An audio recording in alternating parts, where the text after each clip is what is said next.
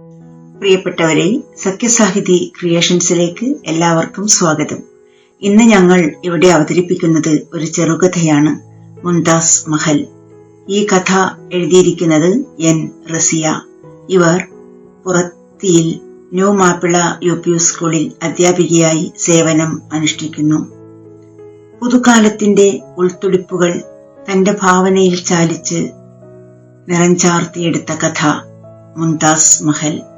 കഥാകാരി ഇവിടെ താജ്മഹലിനെ പ്രണയത്തിന്റെ ശില്പമായി മാത്രമല്ല, മൗനത്തിലാഴ്ത്തിയ സ്ത്രീത്വത്തിന്റെ ശവകുടീരമായി നമ്മുടെ വായനയിൽ വരച്ചിടുന്നു. നൂറ്റാണ്ടുകൾക്ക് മുമ്പിൽ മരണപ്പെട്ട് കല്ലറകളിൽ അടയ്ക്കപ്പെട്ട ഷാജഹാനും മുംതാസും കല്ലറയ്ക്കുള്ളിൽ സംസാരിക്കുന്ന സാങ്കല്പിക മുഹൂർത്തം വഴി എഴുത്തുകാരി ചരിത്രത്തെ മനുഷ്യവത്കരിക്കുകയും അധികാരത്തിന്റെ പൊള്ളത്തരം തുറന്നു കാണിക്കുകയും ചെയ്യുന്നു. ഈ കഥയുടെ ഉൾക്കാഴ്ചകളിലേക്ക് സത്യസാഹിതി നിങ്ങളെ ക്ഷണിക്കുന്നു. കഥ ഇഷ്ടപ്പെടുകയാണെങ്കിൽ ഞങ്ങളെ നിങ്ങൾ ചേർത്തു നിർത്തുമല്ലോ, അല്ലേ? കഥ മുംതാസ് മഹൽ. ആ വെണ്ണക്കൽ മന്ദിരത്തിനടിയിൽ ചിത്രപ്പണികളും ഖുറാൻ വചനങ്ങളും ആലേഖനം ചെയ്ത ആ കല്ലറയിൽ കാലത്തിന്റെ കവിളിൽ വീണ 2 കണ്ണുനീർത്തുള്ളികൾ വീർപ്പുമുട്ടി കിടക്കുകയാണ്. പരസ്പരം ഒന്നുരിയാടാനോ തൊട്ടു തലോടാനോ കഴിയാതെ കണ്ണീർ പൊഴിച്ച് കിടക്കുകയാണ്. ആ അനശ്വര പ്രണയത്തിലെ പ്രണയിതാക്കൾ ഷാജഹാനും മുംതാസും. നൂറ്റാണ്ടുകളായില്ലേ ഈ കിടപ്പ് തുടങ്ങിയിട്ട്? എന്നാണ് ഇനിയൊരു മോചനം? രണ്ടുപേരും ദുഃഖത്തോടുകൂടി പരസ്പരം നോക്കി. എന്തൊക്കെയോ പറയണമെന്നുണ്ട്, പക്ഷേ വാക്കുകൾ പുറത്തേക്ക് വരാൻ നന്നെ പ്രയാസപ്പെടുകയാണ്. സദാസമയവും സന്ദർശകരുടെ തിക്കും തിരക്കും ബഹളവും കേട്ട് കാതു മരവിച്ചിരിക്കുന്നു. ഷാജഹാൻ പ്രേമപൂർവം മുംതാസിന്റെ മുഖത്തേക്ക് തന്നെ നോക്കിക്കിടന്നു. പ്രിയേ, എന്താണ് ആലോചിക്കുന്നത്? ഷാജഹാൻ ശബ്ദം താഴ്ത്തിക്കൊണ്ട് ചോദിച്ചു. മുംതാസ് കണ്ണിമകൾ ഒന്ന് ചലിപ്പിച്ചതല്ലാതെ ഒന്നും മിണ്ടിയില്ല. തന്റെ കണ്ണുകളെ വിദൂരതയിലേക്ക് പായിച്ചുകൊണ്ട് അനങ്ങാതെ കിടന്നു.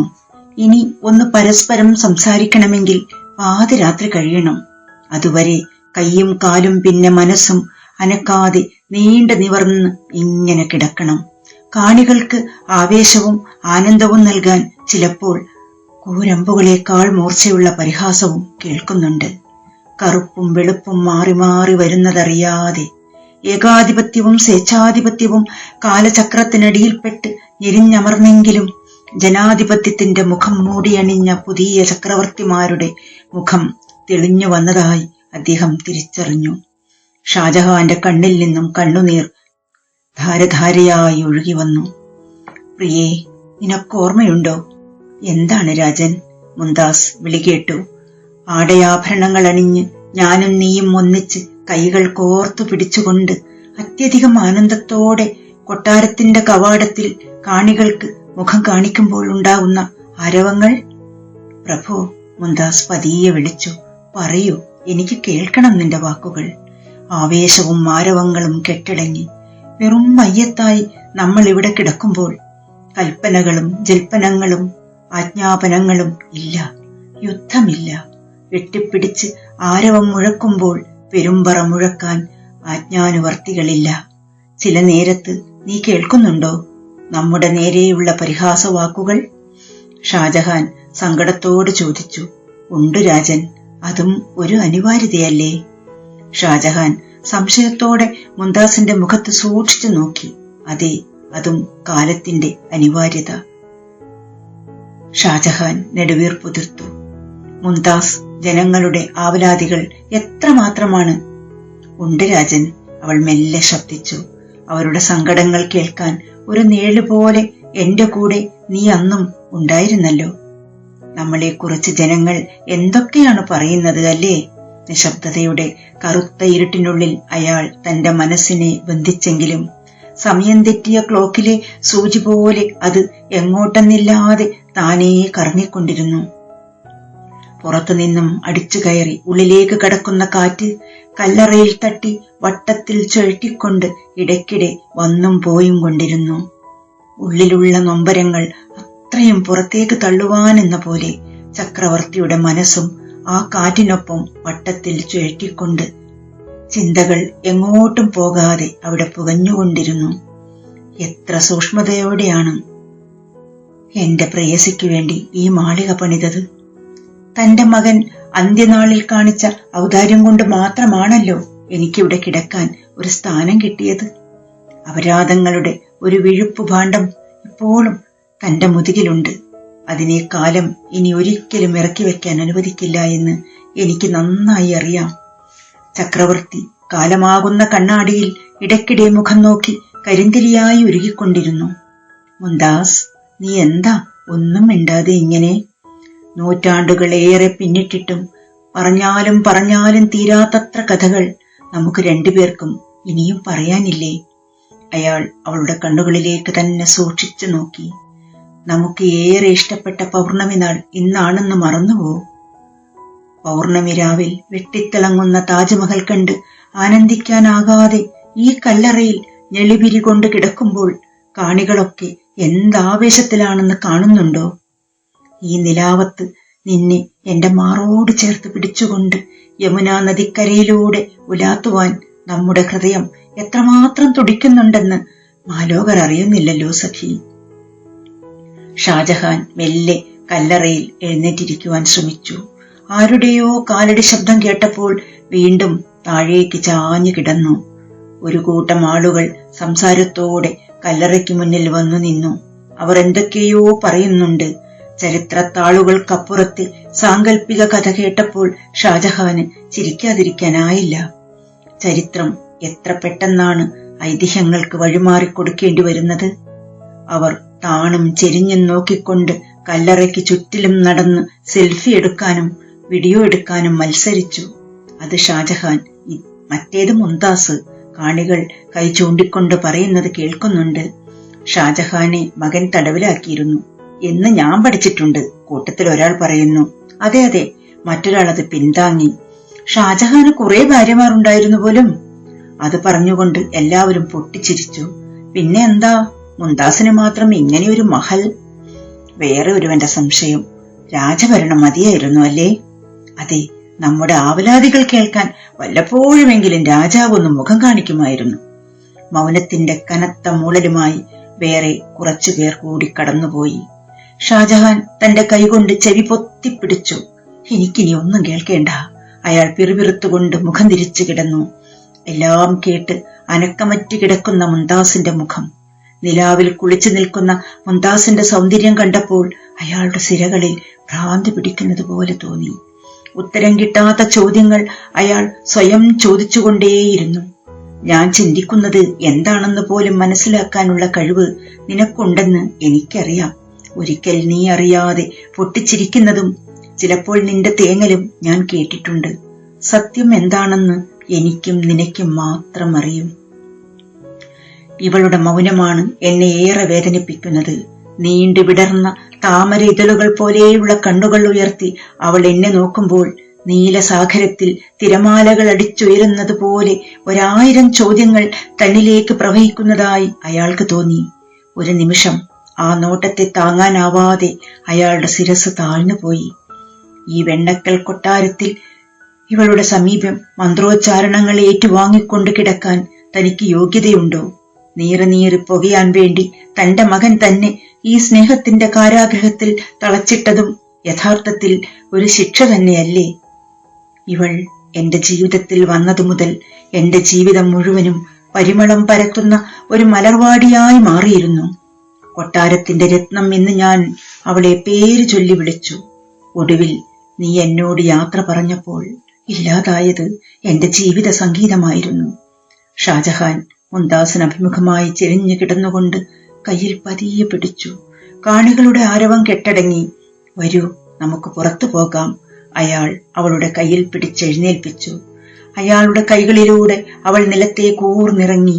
ഭൂമിയിലുള്ള സർവ്വതും ഉപേക്ഷിച്ച് പരലോകം പൂണ്ട ആ ആത്മാക്കൾ ഒന്നും വെട്ടിപ്പിടിക്കാനില്ലാതെ, കണക്കുകൂട്ടാനില്ലാതെ, ആരെയും തോൽപ്പിക്കാനില്ലാതെ സാവധാനം പുറത്തേക്കിറങ്ങാൻ ശ്രമിച്ചു.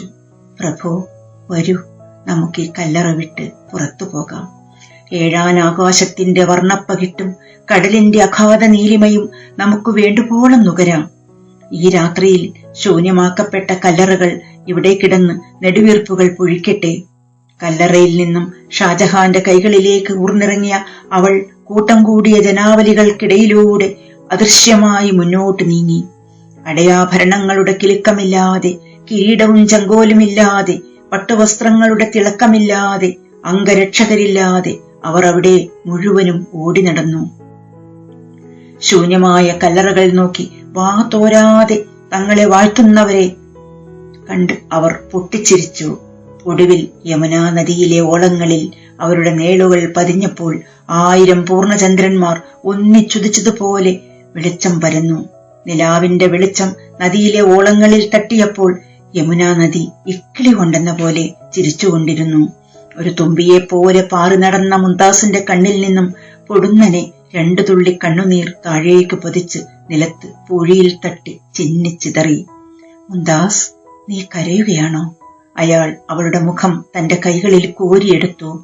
പറയൂ പ്രിയേ, എന്താണ് ഇത്രയും വ്യസനം? പ്രഭു, അങ്ങോട്ട് നോക്കൂ. എനിക്ക് വേണ്ടി പണിത വെണ്ണക്കൽ മന്ദിരം പൂനിലാവത്ത് വെട്ടിത്തിളങ്ങുന്നത് അങ്ങേക്ക് ഓർമ്മയുണ്ടോ? ഈ മന്ദിരം പണിയുമ്പോൾ അന്ന് പറഞ്ഞ വാക്കുകൾ. കുറ്റവാളികൾ ഇവിടെ അഭയം തേടണം എന്നും മാപ്പു നൽകിയവനെ പോലെ അവർ പാപത്തിൽ നിന്നും മുക്തനാകുമെന്നും, കൂടാതെ എന്റെ ശവകുടീരം കാണുമ്പോൾ സൂര്യനും ചന്ദ്രനും കണ്ണുനീർ പൊഴിക്കുന്നുണ്ടെന്നും, ഒരു പാപി ഈ മാളികയിലേക്ക് പോകുന്നുണ്ടെങ്കിൽ അവന്റെ പാപം കഴുകിക്കളയണമെന്നും. മുംതാസിന്റെ ഓരോ വാക്കുകൾക്കും കഠാരയുടെ മൂർച്ച ഉണ്ടായിരുന്നു. അയാൾ ഭയത്തോടെ അവളുടെ മുഖത്തേക്ക് തന്നെ നോക്കി. മുംതാസ് പതിയെ യമുനാ നദിയിലേക്കിറങ്ങി തന്റെ കൈക്കുടന്ന നിറയെ വെള്ളം കോരി മുകളിലേക്കെറിഞ്ഞു. ഒരു കുറ്റവാളിയെ പോലെ തലയും താഴ്ത്തി നിന്ന ചക്രവർത്തി അവളുടെ വാക്കുകൾക്കായി വീണ്ടും കാതോർത്തു. മഹാസൗധങ്ങൾ പണിത് ശവക്കല്ലറകളിൽ അടക്കം ചെയ്യുന്ന സ്ത്രീത്വത്തിന്റെ വില അങ്ങേക്കറിയുമോ ചക്രവർത്തി? 1000 കോഹിനൂർ രത്നമുണ്ടെങ്കിലും തികയില്ല രാജൻ അതിന്റെ വില. പാതിവൃത്യമുള്ളതുകൊണ്ടല്ലേ പൂർണ്ണഗർഭിണിയായ ഞാൻ അന്ന് ബുൽഹാൻപൂർ കീഴടക്കാൻ ചക്രവർത്തി പോകുമ്പോൾ തുണയായി വന്നത്? വഴിയിൽ വെച്ച് അവശയായ ഞാൻ അങ്ങയുടെ 14ാമത്തെ കുട്ടിക്ക് ജന്മം നൽകുന്ന വേളയിൽ ചക്രവർത്തിയുടെ മടിയിൽ തലവെച്ച് കിടന്നപ്പോൾ എന്റെ കയ്യിൽ പിടിച്ചു എനിക്ക് തന്ന വാഗ്ദാനങ്ങൾ പിന്നെ മറന്നുപോയിയല്ലേ? ഓരോ വിരൽ ചൂണ്ടലും ഓരോ ശൂലം പോലെ നെഞ്ചിലേക്ക് കുത്തിക്കയറുന്നതായി അദ്ദേഹത്തിന് തോന്നി. മുംതാസ് പിന്നെയും സംസാരിക്കാൻ തുടങ്ങി. അത്രയും സമയം മൗനമായിരുന്ന അവളുടെ ചുണ്ടുകൾ തീവ്രമായി ചലിക്കാൻ തുടങ്ങി. ചുവന്നു തുടുത്ത കണ്ണുകളിൽ നിന്നും കണ്ണുനീർത്തുള്ളികൾ പൊട്ടിയൊഴുകി. ചക്രവർത്തി, അവൾ അമർഷത്തോടെ വിളിച്ചു, അങ്ങ് ഒരു പൂവിൽ നിന്നും മറ്റൊരു പൂവിലേക്ക് തേൻ നുകർന്നു പറക്കുമ്പോൾ പാണന്മാരുടെ പാട്ടിലെ വാഴ്ത്തപ്പെട്ടവനെ പോലെ ഞാൻ ഇതിനുള്ളിൽ മൂകമായി കിടന്നുകൊണ്ട് തേങ്ങുന്നത് നിങ്ങൾ അറിഞ്ഞിരുന്നില്ല. അതിതീവ്ര വേദനയോടെ ഞെക്കിയും മുക്കിയും ജീവശ്വാസം മുതിർത്തും സപ്തനാടികളെയും തളർത്തിയും ഒരു കുഞ്ഞ് ജന്മം കൊള്ളുന്നത് പോലെ ഞാൻ എന്റെ മനസ്സിന്റെ വേദനകളെ മൗനമായി ഭൂമിയിലേക്ക് തള്ളിവിട്ടത്. ദൂരെ കോട്ടയിൽ താജ്മഹലിലേക്ക് നോക്കിയിരിക്കുന്ന അങ്ങയുടെ ചുറ്റിലും സുഗന്ധ തൈലവും പൂശി നൃത്തച്ചൂടുകൾ വെക്കുന്ന മഹരികളെയും അവരുടെ പരിലാളനകൾ ഏറ്റുവാങ്ങി അതിൽ ആനന്ദം കൊള്ളുന്ന അങ്ങയുടെ കാഴ്ചകൾ ഒരു തിരശീലയിട്ടെങ്കിലും എന്നിൽ നിന്നും മറയ്ക്കുവാൻ എന്തുകൊണ്ട് നിങ്ങൾ മറന്നുപോയി? ഒടുവിൽ നിങ്ങൾ എല്ലാം അവസാനിപ്പിച്ചപ്പോൾ നിങ്ങൾ എന്നിലേക്ക് തന്നെ അഭയം പ്രാപിച്ചു. മകൻ പിതാവിനോട് കാണിച്ച ഒരു ഔദാര്യം. അവൾ പുച്ഛത്തോടെ ചിരിച്ചു. ഒന്നും മിണ്ടാതെ കൈകൾ കൂപ്പി നിന്ന അയാൾ തന്റെ 2 കാൽമുട്ടുകളും മണ്ണിൽ താഴ്ത്തി മുട്ടുകുത്തിയിരുന്നു.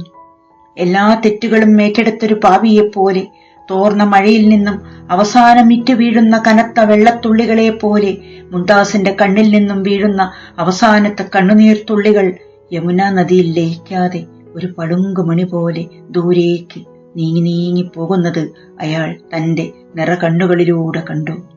കാലത്തിന്റെ കവിളിൽ വീണ കണ്ണുനീർത്തുള്ളികൾ പോലെ സർവ്വ അപരാധങ്ങളും സ്വയം ഏറ്റുവാങ്ങിയ അയാൾ തന്റെ വിഴുപ്പു ഭാണ്ഡത്തിന്റെ കെട്ട് ഒന്നുകൂടി മുറുക്കിക്കൊണ്ട് മുംതാസിന്റെ കാൽച്ചുവട്ടിൽ കുമ്പിട്ട് കിടന്നു. അപ്പോൾ അയാൾക്ക് മുമ്പിൽ താജ്മഹലിനേക്കാളും തിളക്കമുള്ളൊരു മഹൽ ഉയർന്നു നിന്നു. മുംതാസ് മഹൽ. അങ്ങ് ദൂരെ കാണുന്ന ആ വെണ്ണക്കൽ മന്ദിരം വെറുമൊരു മഹൽ മാത്രം. അയാൾ തന്റെ 2 കൈകളും നെഞ്ചോട് ചേർത്തുകൊണ്ട് മന്ത്രിച്ചു. ഞാൻ തേടി വന്നതും അഭയം പ്രാപിച്ചതും തെറ്റിയില്ല പ്രിയേ. എൻ റസിയ എഴുതിയ മുംതാസ് മഹൽ ഇവിടെ തീരുന്നു. അടുത്ത ദിവസം നല്ല വേറെ കഥകളുമായി ഞങ്ങൾ നിങ്ങളുടെ അരികിലേക്ക് വരുന്നതാണ്. കഥ ഇഷ്ടമായി എങ്കിൽ ഞങ്ങളെ ചേർത്ത് പിടിക്കുമല്ലോ, അല്ലേ?